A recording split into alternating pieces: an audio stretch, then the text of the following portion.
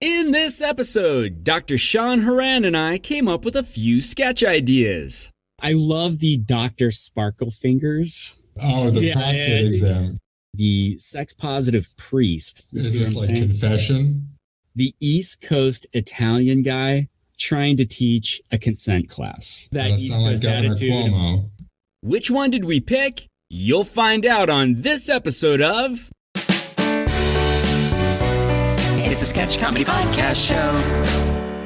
Welcome to Sketch Comedy Podcast Show, the one-of-a-kind show where I, Stuart Rice, invite interesting people to have intriguing conversations and then improvise a comedy sketch based on what we talked about. It's the only show like it on the internet. When you think of a doctor, perhaps you imagine a white lab coat, glasses, a stethoscope around their neck, and an insatiable sexual appetite. Well, maybe that has to do with the fact that most of my impressions of doctors come from Grey's Anatomy and this episode's guest. Dr. Sean Horan is a self-proclaimed sex geek and is a naturopathic primary care physician in Portland, Oregon. When he isn't being a talented doctor, he is designing sex toys and lubricants and running classes on how to keep whips medically clean so the world can be a safer place. We have a great discussion on his journey from a nice Italian boy headed to seminary to a raucous life as a swinging, sexy doctor. We also talk lube. Lots and lots of lube. And now, my conversation with Dr. Sean Horan, primary care physician with magic sparkle fingers. Dr. Sean, Dr. Horan, how do I say it? Horan. I had none of that right. Mm-hmm. I got a question for you. Okay. What makes you interesting? You would think I'd have a canned answer for this question. I would think you would have it. You've got a couple of things that I know you're pretty interesting. I honestly think I'm predictably unpredictable, which probably makes me very interesting. I have very specific, clear, direct boundaries, but I'm also queer and strange in all the ways that don't seem to conform. So it's kind of a weirdness within operating parameters. Sure. Do you have any examples of that? Well, I'm a doctor, but I'm queer and I have rainbow glasses and I have a strange presentation for personality that goes along with that. I am a doctor, but I'm in sex positive communities and I'm open on the internet about my different things in that realm, which is not usually a common thing. A lot of people live in fear around that instead of just living their truth in that regard. And it definitely leads to some professional, I have to be considerate, for example, when I go in certain environments that there might be patients there and whatnot, but it always keeps life very interesting nonetheless that could happen. I can imagine. Yeah. Yeah. I don't know if I've ever gone in to see a doctor, and you're like a primary care physician, right? I'm a naturopathic physician, and I serve as a primary care provider at a women's health clinic on Hawthorne in Portland. Okay. I don't think I've ever seen a doctor or had a doctor or been to a visit and they came in with rainbow glasses. That's true. That is a true statement. I've never experienced that. Although I don't think, but that might just be me.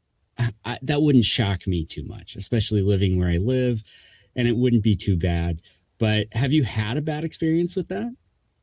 I've had some older people that think it's fantastic. And then I've had other people that I wish my nails were painted, and it's like, you're going to get a prostate exam from Sparkle Fingers because you're so close-minded type of thing. But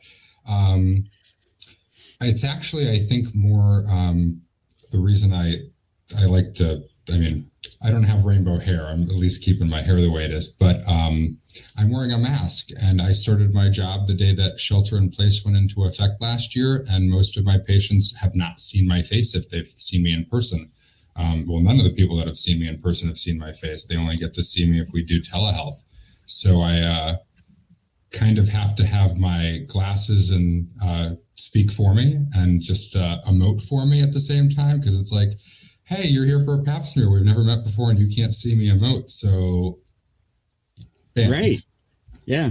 Yeah. I would imagine it would actually be pretty comforting, especially if you're like doing Well, like you're a primary care provider, but you don't just stop there, right? Like you go a little bit beyond that, if I'm not mistaken. About half my practice is mental health med management, which was not necessarily expected when I first started out, but it's something that I really enjoy doing. It's something that we're really good about mental health coverage in Oregon with the Oregon Health Plan and other insurance providers, but trying to get in to see a psychiatrist or a psychiatric nurse practitioner or a counselor for that matter is a really, really long waiting list oftentimes. And a lot of mental health has been pushed into primary care anyways, because depression, anxiety, PTSD, other concerns are so kind of diffuse in the population that everybody that's in primary care is facing that every single day. But what I'm really passionate about outside of just never knowing what the heck's going to walk in my door is teaching classes on sexual health and wellness topics, consent. My BDSM fluids and safety class is probably my favorite one to teach because I get the most left field questions that I've ever heard in my entire life. And yet there's always an answer to it in terms of risk reduction or how to manage the particular instances. So it's give us some of those questions. Yeah. Let's hear some of those questions. Like this is the thing. Like I think people don't realize that there are answers to those questions and they just don't ask them. So yeah, what's an example of some of that? Like, how do you get blood out of a whip? Things like that. Like, I don't know. The question that comes up most often related to whips is more usually people want to know how long hepatitis C lasts on surfaces and whips because they're leather and leather is the hardest product to clean. People always want to know how to clean leather, and it's like leaving it on the sunlight essentially for weeks to actually ensure there's nothing alive on it. But realistically, using it on one person is the best thing for leather. But I had, honestly, at least in terms of the question that I thought was most interesting of all, because I had to take a deep breath in answering it so I didn't step in shit in front of 50 women, was a guy asked me, like, 1 out of every 4 women I go down on, like, they smell, and like, how am I supposed to tell them that? And just was like, how do you answer this question without looking like an asshole in the process? And right. I responded that normal was no odor at all through beef jerky. And this lesbian woman in the back was hooting and hollering at the beef jerky because she knew exactly what I meant about menstrual sense and everything related to that. But I just went into how a person needed to be, if it's somebody you've dated for a long time and you know what they smell like and their odors changed, like, definitely tell them. You should have a rapport created already, like, hey, I noticed that something's a little different. Maybe see your doctor. If it's somebody you just met, you should have 0 comments on that whatsoever, because you may just not like the way that they smell, and you should probably get smacked in the face for saying something. But yeah, all different kinds of, I don't know how vulgar your show gets, but there's all different kinds of things that I've been asked. Yeah, go for it. Like, wheels off, go for it. Whatever you'd like. P-play comes up a lot. One of my favorite jokes is the fact that it happens to be something I'm interested in, but I always happen to forget and eat asparagus before it's like the right moment to do that. And of course, it's the wrong time to do it. So we go through a list of like foods you should probably not eat, and like just hydration and electrolytes and things like that. Make sure you have some Gatorade around. Yeah. Pretty much, people like to. I would prefer just water with electrolytes in it. Gatorade's a lot of sugar and not enough electrolytes, but good after a run perhaps. But yeah, people are into some really weird shit. I figured out as I've been teaching my classes more and more, and I thought I was, and then I'm like, oh, I never even thought you could do this with that, and like, but that's how you'd have to be safe about it. So and it's like a weird. Oh, sorry. Go ahead. Go ahead. No, go ahead. I was going to say it's like a weird application of knowledge, because like none of us in any sort of medical training program really get enough education on a number of topics, and human sexuality, honestly, is one of them, and is something that literally almost all of us engage in some way or another. You'd think that it would be a little I put my patients on the spot every day with very direct questions about behaviors so that I can like know medically what to do for them, but nobody teaches you how to have those conversations, and most people have shame around answering it. So it's an interesting thing to navigate, but having to apply. Do you think having like the rainbow and being a little bit more less doctory in your presentation allows people to kind of open up about that stuff? I mean, I would hope so. I'm usually like, if I'm asking a question, like which sites of contact a person has, I'm also specifying like, this is so I know where to swab, because most doctors are not going to do the appropriate testing unless I know who puts what where. And I think that qualifying it with why the question's being asked, especially if it seems like out of left field and I'm just going through a person's like annual exam and they're 35 and they've never been STI tested before and a doctor's never asked them this before, it seems like, why would he be asking me about this information? And it turns out it's kind of critical for health screening. Understood.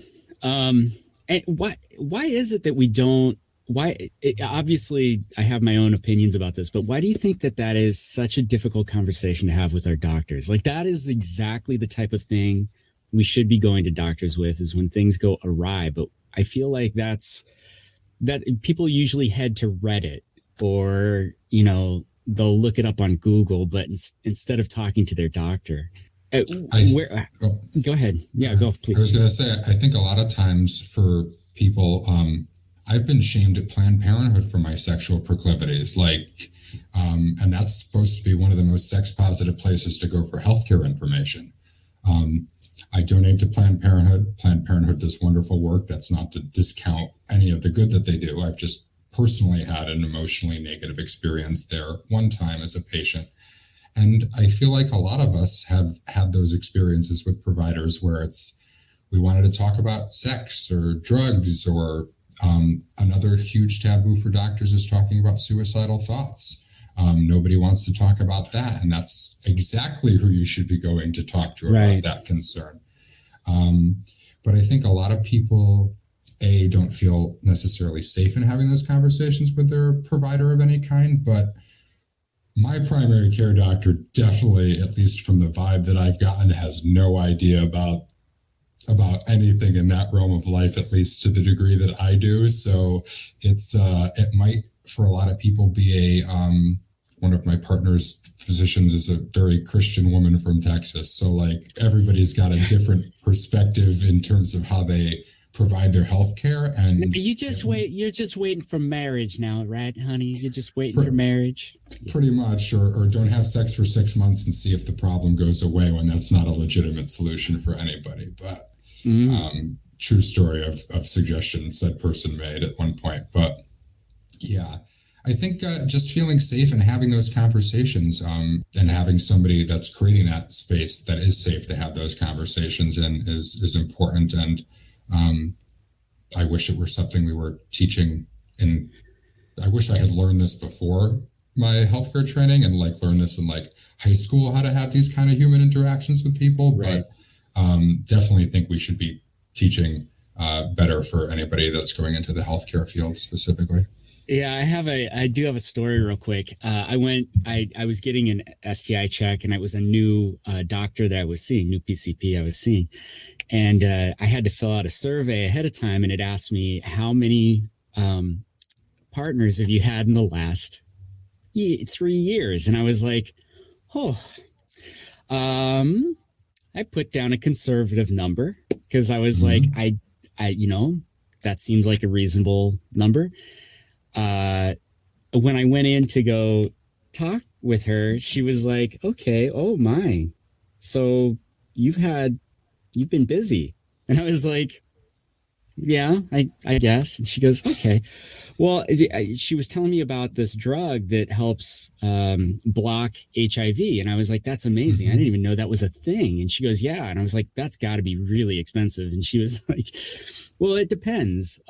Sometimes it gets covered by insurance. And I was like, really? That's kind of amazing. And she goes, yeah, I have a couple questions to ask you. I was like, sure. She goes, so when you have sex, do you prefer it anally or orally? vaginally. She just assumed that I was gay because, right. So I feel like these are good examples of, hey, let's have some training on this. Let's have these conversations, and it'd be really cool if we could have if people feel very safe going to their doctors. But I guess that's the same way with anything, right? Lawyers or anything like that, they're outside of where they're at, can affect it. The question that you got asked is actually a question that I hate when people ask. I've answered providers straight up just to see their reaction when they've asked me how many partners I've had in the past 12 months, because it's like, can you handle this piece of information? Right. But also, it's not relevant. It's not medically relevant. No. I need to know if you've had one partner or more than one partner, and who put what where. Specifically, like, don't even care about their gender identities in terms of asking about the data that I'm asking for. It's literally just behavior-based testing. And by doing that, it removes any of the like higher level judgment stuff. It's like, oh, you receive here and you give there. Therefore, like, we're going to do swab testing here and then syphilis and HIV and call it a day. Right. The only thing it helps me know if you've had X amount of partners in the last year is that you have the diagnosis code of high risk bisexual, homosexual, or heterosexual behaviors, which I'm going to use the same diagnosis code whether or not you've had sex with 2 people or 50 people. I am glad, though, at least the conversation about PrEP came up, because it's either a third or 2/3. I think a third of primary care providers don't know that PrEP, the medication to prevent HIV transmission, even exists, and don't prescribe it to their patients. And we have this thing that, like, for a group of our patients, this is a very indicated supportive option for the prevention of an illness or a viral infection that we even a few decades ago was killing people all over the world. So another reason people don't go to their doctors, they don't know about the things like this. Right. Yeah. It was mind blowing to me. I was actually excited to hear that existed. Had no idea. So it's that information doesn't get to, normal people like myself. It's $1,600 a month. That's not cheap. And that's for the generic too, I think, the new version of the generic. Yeah. Yep. All right. So if you're in that high risk area and all of those types of things, just be aware.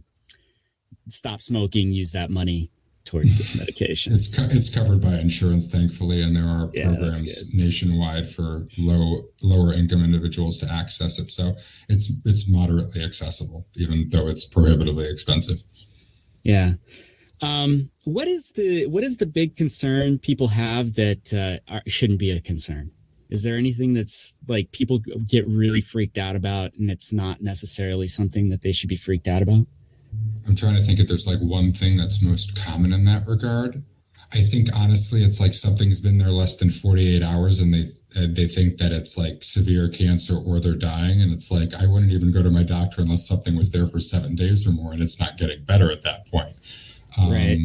For at least something minorly acute, but I also have more healthcare knowledge and first aid knowledge, but I don't know that there's a specific one that people are, COVID has been the biggest concern for a lot of people, and there's a ton of misinformation around that I've had to like navigate, or changing information that I've had to navigate with people over the course of a year. But I don't think there's like one overarching concern that my entire patient group or even a proportion of them have specifically.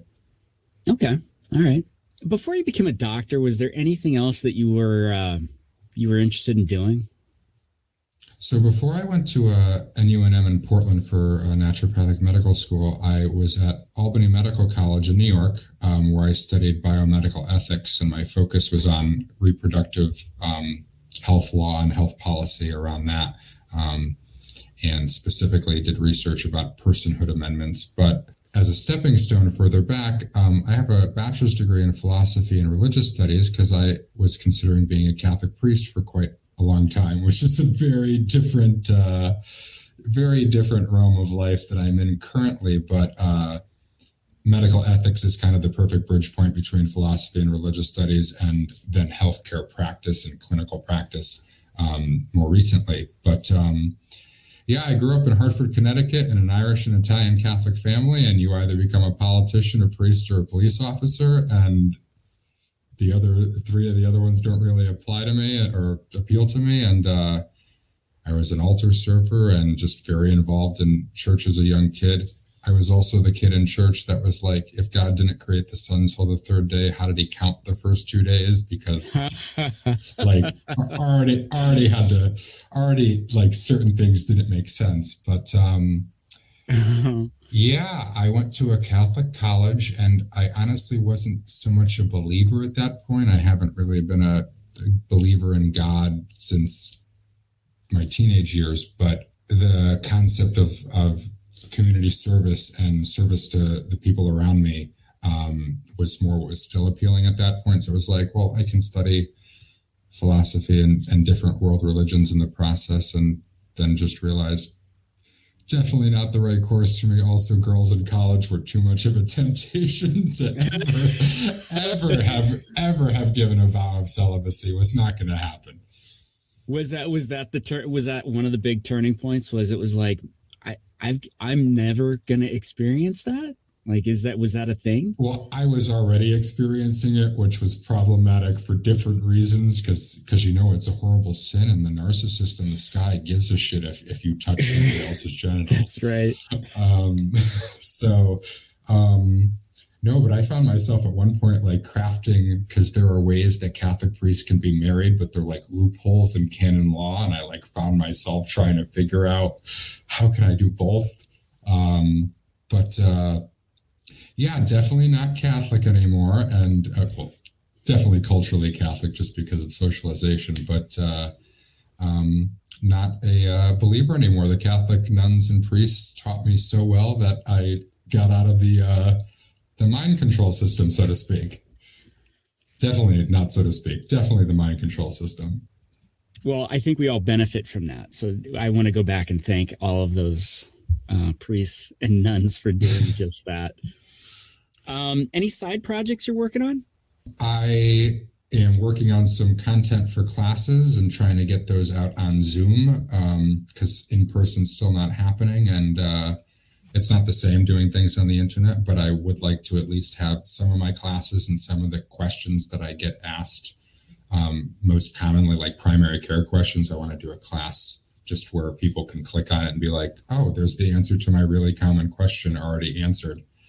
So I don't get 50 Facebook messages a day about very basic things that somebody could have typed into Google. But I'm also working on a personal lubricant called Dr. Sean's Snake Oil, because I'm a naturopath, and people would accuse naturopathic physicians of selling snake oil. I provide primary care, so I wouldn't necessarily go down that route, but I figure if it's going to be a criticism levied at me and I can make a sexual joke out of it and serve my community at the same time, I'm just going to go with it. And it's specifically many of the silicone lubes that are coming out now, or that have come out in the last few years, are 3 or 4 ingredients of silicone and then vitamin E. And the vitamin E makes it look fancy in terms of like its antioxidant effects, but it's made from soy, and a lot of people are actually sensitive to soy, and it can cause irritation. So I'm working on just a multi-silicone hypoallergenic one, because I would want a lube that I can use with my partners and not have to worry about BV or yeast infections, and also be able to like buy it and not spend $30 for a tiny glass bottle that I have now dropped 4 times on the floor of Sanctuary and smashed Uberlube bottles on the concrete floor. Things are going all over the place. You put it on the counter or wherever bad spot you put it, and it gets knocked over. Glass and silicone do not go together. It's like waiting to be dropped. Yeah. Like exactly. A water weenie. It's exactly like a idea. Weenie. So in your packaging, what you should do is you should have it ribbed so that people can have a nice grip. I've actually, that's brilliant. I haven't thought about the ribbing. The bottle contour is actually something that I have been working for, like samples with different companies, because they have the one I kind of like right now is the it's almost like I think it's called a tuxedo bottle, where it's kind of like two curves and then flat at the top and flat at the bottom. You have like a grip around it. Work. Yeah. And there's so many different bottle shapes that learning about plastics in this process has been hilariously entertaining, because it's its own entire world of things that I did not know existed, but better than putting things in a glass bottle for sure. Well, yeah, but the glass bottle's so fancy. Like, I think that's what happens, is that it's like, oh, this is high end, so we got to put it in this glass bottle. But the practical is, don't put a cork, put like one of those things like the dishwasher soap, right? Like we could just squeeze it out, or a pump. Mm-hmm. Like that makes more sense to me than anything else. But what am I? I'm just the end user. What do I know? That's the people that should be giving the feedback on how to design this. So yeah, I will send you a free sample as a trial when I'm doing product testing, and you can let me know how it works. I will let you know how it goes. How many of those bottles I have broken? Hopefully none. So you're pretty open about being polyamorous, right? Mm-hmm. This is not going to be a shock to anybody that you know, or nope. My mother met all of my partners at my med school graduation, and all at once, and had never met them before. I am out in my professional communities and my personal life. Not that it's always relevant to talk about, but I am not an area of life I feel the need to hide.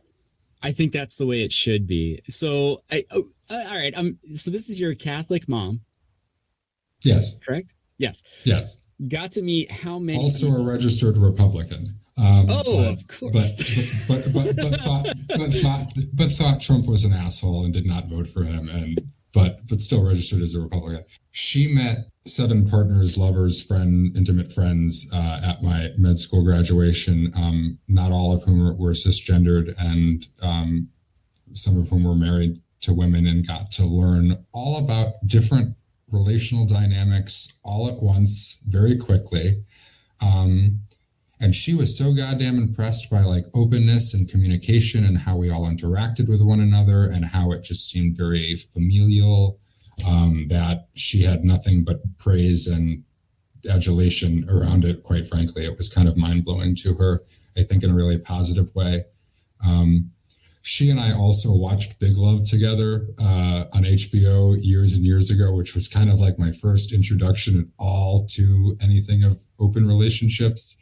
Not that the Mormons are the standard by which I should be measuring myself, but she at least had some familiarity with the concept that not everybody is in a heterosexual monogamous relationship. And I think just having examples that I could point to from that show about this emotional difficulty or that emotional difficulty kind of gave a frame of reference that we could share conversation about it. So I agree. Being in an open relationship is it's the most honest relationship I've ever been in. It's so great because you can talk about anything and it's A-okay. Maybe not all the actions are A-okay, but at least the conversation usually ends up, all right, we can at least talk through this or figure out all that stuff. What have you found is a difficulty? What is something that people, because I think people are freaked out about poly relationships. What is a bad situation that you've personally had? You don't have to use names or anything like that, but like, is there anything that you have that like worst case scenario in those cases? Well, I'm not perfect at polyamory. I just want to point that out like there. And I start off my consent classes by like, please do not put me on a pedestal because I happen to be the person on this side of the group and think that I've been perfect about this forever. Because like socialize as a white guy on the East Coast, like learning and growing all the time. I think one of the bigger difficulties or conceptual difficulties is cheating in polyamory.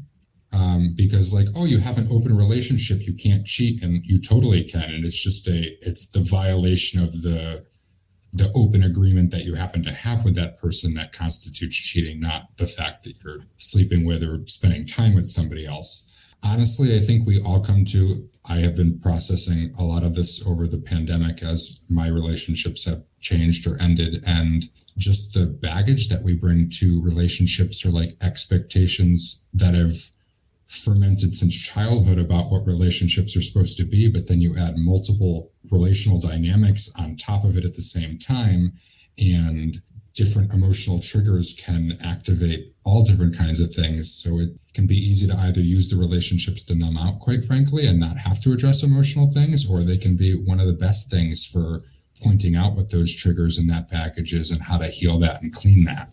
Yeah, I think don't lie in a poly relationship is like right. The best example. And don't. I mean, I am a big fan of not lying, because then you have to remember it for the rest of time. But yes. you can also obfuscate details to like create a certain story in a certain way that you didn't technically lie, and that's not healthy or direct communication. That I think is one of the things where context, most specifically I can think of this, is if you're concerned about the other person's feelings, turns out you might actually be concerned about your ability to deal with the other person's feelings and disclosing it. But out of concern for the other person's feelings, you might detail something much differently than you might otherwise, can be very harmful, I think, over time. Oh, he was only slightly bigger. One of the things I get asked personally is like, don't you get jealous? And it's like, oh yeah. Jealousy is a big part of it. Mm-hmm. And it's how you handle that jealousy. That I think that's what really changes when you start to realize, like, when you're on the receiving end and also you realize you're creating jealousy situations, it's like, oh, we can navigate this much better. I absolutely love poly relationships. We could have done the entire show just talking about those, but the question I get asked most often by people that are monogamous are, aren't you afraid so-and-so is going to find somebody better and leave you? And my response is usually, no, that's your insecurity, because that's like the fundamental insecurity for a lot of people that are in monogamous relationships. It still comes up in poly, but in different ways. And I often, at least for me, the easiest way to like jealousy, I think, is a very normal thing. But how we act or allow it to control us is not necessarily the healthy thing. But I had something come up a few weeks ago where I was like, it took about 30 seconds to process it, but I'm like, you were just doing this with a different girl last week, and like she was totally okay with it. Why does it matter that she's doing the exact same thing with a different guy? And most of the time I don't even communicate my jealousies anymore, because they're, with very rare exceptions about maybe intention or communication could have been a little better, most of the time it's my own bullshit that I have to deal with, and it's not even for them to know that I'm processing that necessarily, because it's my work to do. So that's kind of what I meant in terms of the whole cleaning process too. It helps you get rid of those entanglements or attachments or expectations around relationships that are supposed to exist. And kind of, I'm a relationship anarchist in addition to being poly, which it means something different to everybody, but like I live alone, I date poly people, and I kind of have each relationship go where it's supposed to go for its own ends, rather than having like one predominant relationship with like hierarchy above others. But yeah, it's I forgot what the original thread of what I was talking about was, but it's no, I think you're onto something. The other thing is for me, it's like, if you truly love somebody, don't you want them to be with the best person possible? And if that other person's a better match, then why do I want to be the second in that situation? Right. I don't want them pining for somebody else and then settling for me. Terrible. I want to be the person they're pining for. This is fantastic. We may have to have another conversation at some point about just poly relationships. Maybe we can get a couple people that we know. Talk about it. You'd have some very interesting personalities if you got some people that we know. Man, I am trying so hard to get them on. All right. Well, this has been a great conversation. It's been about a half hour. Now it's time for us to record a sketch. Are you looking for a doctor with magic sparkle fingers? I totally understand. If you would like to learn more, well, Sean, where can people find out more about you? Okay. My website is Dr. Sean DrSeanHoran.com, DrSeanHoran.com. My phone number, my contact information is all on the website, as are fees and services that I provide, and soon to be links to classes that I'll be offering on the website as well. I'm also available if you have insurance. I take a number of different major insurance plans, including the Oregon Health Plan, and I am available at a Balanced Life Healthcare on Southeast Hawthorne in Portland, Oregon, for primary care services and adjunctive sexual health services and mental health med management. And just to be 100% clear, Dr. Sean's office life is way different than his after office life. And now, our sketch. Father, I think I have sinned. Yes, my child. Father, I've sinned. Yes, my child. Gosh, I'm so embarrassed. I had some impure thoughts. Impure thoughts are common for many of us. Could you describe them? Oh boy. I was riding my bike down the street and I noticed there were some construction workers. My mind kind of went someplace and I kind of fantasized about them. God gave us wonderful creative imagination, and it's a completely normal and healthy aspect of life to take in scenes from the world and fantasize about them in our minds. And our fellow human beings are created in the image of God. So I don't think it's particularly sinful to find others attractive. I keep riding my bike around the construction spot and use my phone to take pictures. Is that okay? Not so much a problem for God, but that might be a problem for the local police or just for the consent of the people that are in the photos in general. It's okay to look, but do not take pictures without permission. Okay, what about if they are off of work and I maybe follow their cars home or trucks home and just sit in the bushes just staring longingly at their front door? As long as you are striving every day to do better and to sin less and to help your fellow humans, you can live knowing that you are in the grace of God. Okay, well, that makes me feel so much better. Also, finding out that they had an automatic sprinkler system made me feel so much better. Thank you so much, Father. Okay, no Hail Marys or... If I gave you some, do you think you'd do them? Probably not.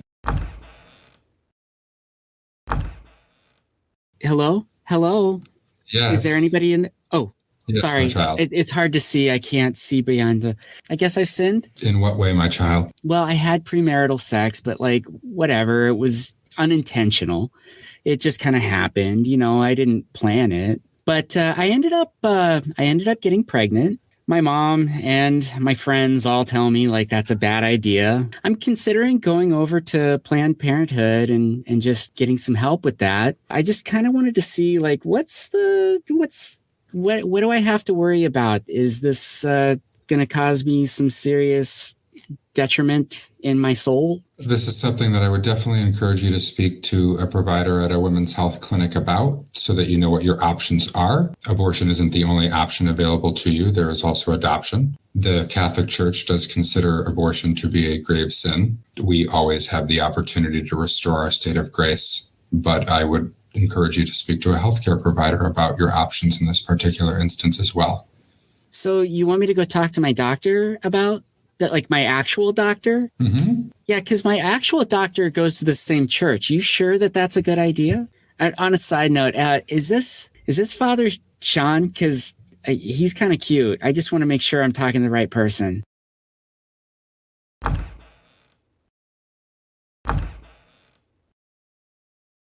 Pardon me, Father. I have sinned.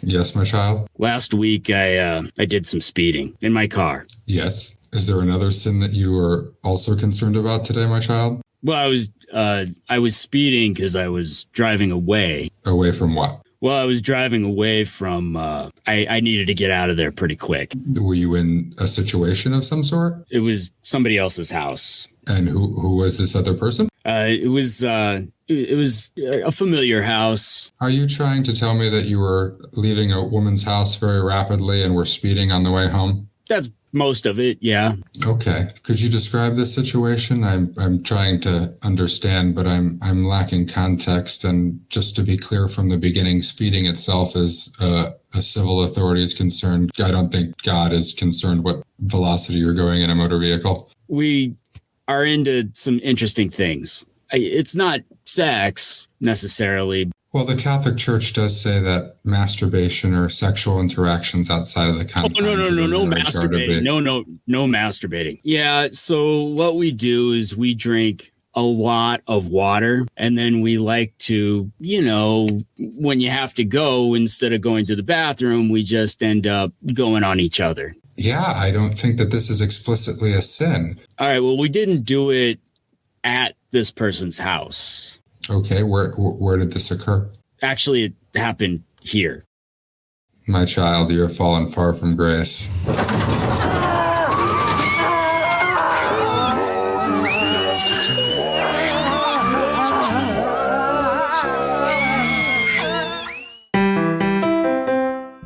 Thank you so much for listening. We hope you enjoyed listening as much as we enjoyed making it. And if you did enjoy listening, can I urge you to go to one of the websites where they do reviews and leave one for us? It not only means a ton to me, but it also means a great deal to our guests. We do these because we're trying to get a little bit of promotion for whatever we're doing. And getting that exposure is super helpful. It also helps to get great guests for the show. Plus, I just found out this is one of the top podcasts in the world. It'd be really nice to build a bigger community behind it. Also, you can visit sketchcomedypodcastshow.com to get all of the links for anywhere you would like to subscribe or listen to the show. And also, don't forget, we got a YouTube channel too. You can actually see people talk. It's kind of fun. And now for some of the boring stuff. Sketch Comedy Podcast Show is recorded under a Creative Commons Attribution Non-Derivative 4.0 International License. What that means is if you would like to use a portion of the show, please contact me so that we can just agree on it, and I can ensure that you have the best possible recording of it. Sketch Comedy Podcast Show is copyright Stuart Rice 2021. Until next time, get out there, be safe, but get out there and improvise a story all of your own.